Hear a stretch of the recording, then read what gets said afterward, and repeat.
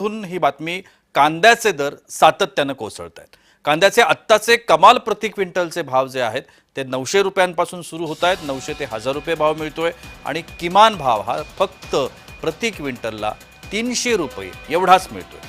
आता हे जे पैसे शेतकऱ्यांना मिळत आहेत त्याच्यातून शेतकऱ्यांचा जो उत्पादन खर्च आहे म्हणजे कांदा लावण्यापासून ते त्याचे जे बाकी त्या कांद्याची मशागत असेल त्यानंतर कांद्यासाठी जो काही मजूर लागतात त्या मजुरीचा खर्च असेल किंवा अन्य अनेक खर्च आहेत कांदा उत्पादन करत असताना हे खर्च देखील यातून निघणं मुश्किल आहे आणि त्यामुळे संतप्त प्रतिक्रिया या शेतकऱ्यांमधून व्यक्त होत आहेत।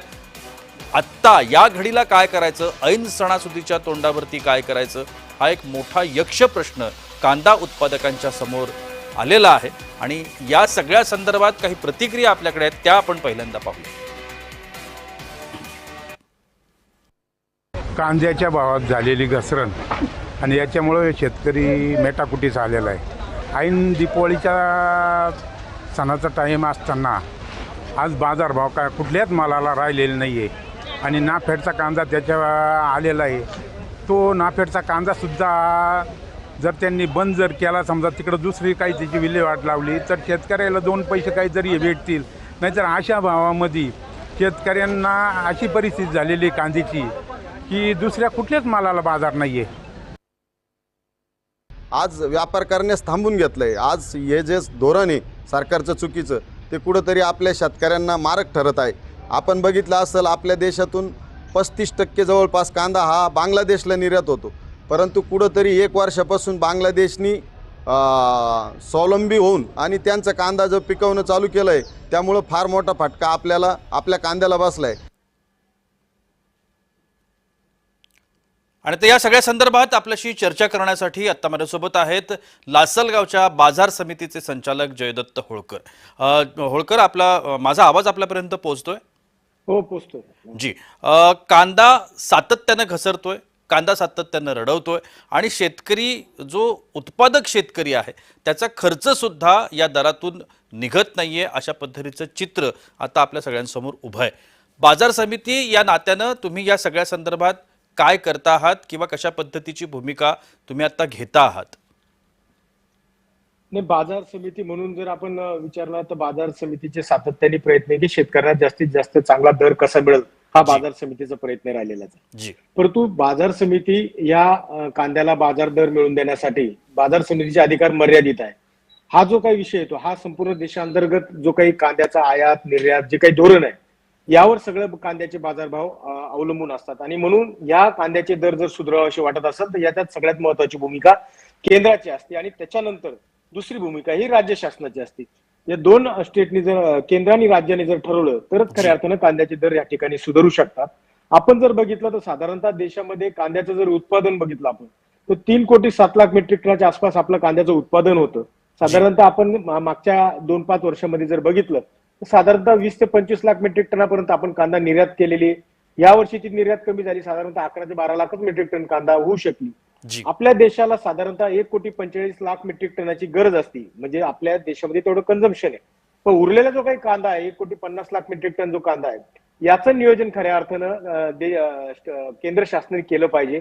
त्यांना वेगवेगळ्या बाजार उपलब्ध करून दिल्या पाहिजे आणि त्याचं नियोजन जर व्यवस्थित झालं तर खऱ्या अर्थानं शेतकऱ्यांना चांगले असे दर त्या ठिकाणी मिळू शकतात।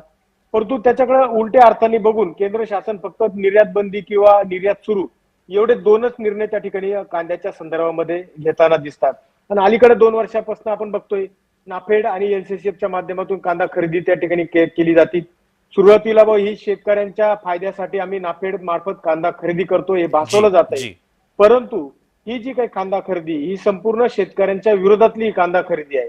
या कांदा खरेदीमुळे साधारणतः 3 ते 3.5 लाख मेट्रिक टन कांदा नाफेड खरेदी करतं, परंतु ऑक्टोबर महिन्यामध्ये साधारणतः 15 ते 20 दिवस असतात की ज्यावेळेस चांगले दर शेतकऱ्यांना मिळत असतात आणि त्याच वेळेस नेमका नाफेड हा कांदा त्या ठिकाणी मोठमोठ्या मला 2-3 होळकर साहेब, मला 2-3 महत्वाचे प्रश्न आहेत। एक तर किती रुपये प्रति क्विंटलचा भाव आला की कांदा उत्पादक शेतकरी जो आहे तो निदान ना नफा ना तोटावरती सर्व्हाइव्ह करू शकेल म्हणूया किंवा तो थांबू शकेल आणि कांद्याचं उत्पादन सातत्याने घेऊ शकेल असं आपल्याला वाटतं।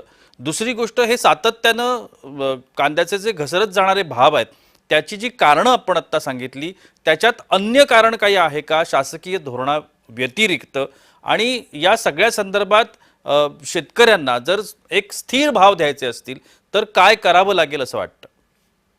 नाही, नक्कीच आपण जर बघितलं तर केंद्राच्या पॉलिसी व्यतिरिक्त अन्य कोणतेही कारण नाही. कारण की 5,000 ते 7,000 रुपयापर्यंत इथे काही कांदा विक्री केलेला आहे की त्याच बाजार समित्या होत्या, तेच व्यापारी होते आणि 500 रुपयांनी खरेदी करणारे तेच व्यापारी आहेत आणि तेच बाजार समित्या आहे. म्हणजे त्याच्यात काही फार बदल होत नाही. परंतु जी. ज्यावेळेस निर्णयामध्ये बदल झाला तर त्याचा परिणाम हा बाजारभावावर झाल्याशिवाय होतच नाही. आणि म्हणून निर्णय ज्यावेळेस होतात त्यावेळेस सगळी परिस्थिती खरं तर केंद्राकडे जे काही प्रॉपर आकडेवारी जाणं अपेक्षित असतं ती प्रॉपर आकडेवारीच जात नाही. कुठेतरी थोडाफार पाऊस झाला तर मग मोठ्या प्रमाणात नुकसान झालं कांद्याचं आणि यावेळेस कांदा येणारच नाही असं त्या ठिकाणी अहवालात केंद्र शासनापर्यंत जातं आणि मग कांदा कमी आहे यावेळेस आणि म्हणून त्यावर निर्यात बंदी सारखे निर्णय त्या ठिकाणी घेतले जातात. म्हणून प्रॉपर आकडेवारी की ह्या वर्षी किती लागवड झालेली, किती उत्पादन येऊ शकतं, किती कांदा निर्यात केला गेला पाहिजे, ही सिस्टीम त्या ठिकाणी केंद्र आणि राज्य शासनाने बसवली पाहिजे. ती सिस्टीम कुठे आपल्याला गेल्या अनेक वर्षांपासून बघायला मिळत नाहीये. केवळ फक्त निर्यात बंदी निर्यात सुरू व्यतिरिक्त कुठलाही निर्णय त्या ठिकाणी घेतला जात नाही आणि म्हणून अशा परिस्थित्या वारंवार त्या ठिकाणी निर्माण होत आहेत. गरज आहे लॉंग टर्म पॉलिसी त्या ठिकाणी जर झाली तर जी. शेतकऱ्याला दिलासा मिळेल.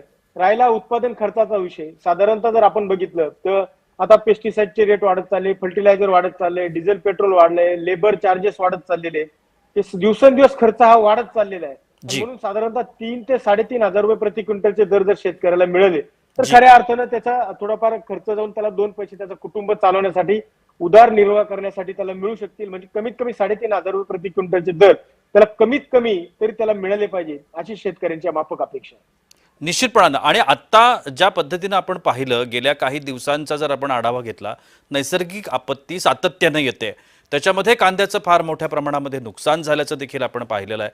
या नैसर्गिक आपत्तीच्या बाबतीमध्ये कशा पद्धतीची भूमिका सरकारची अपेक्षित आहे किंवा कांदा उत्पादकांनी कशा पद्धतीची भूमिका घेणं आवश्यक आहे, त्यासाठी प्रिकॉशनरी म्हणून आपण काही करू शकतोय का आणि कांदा वाचवू शकतोय का?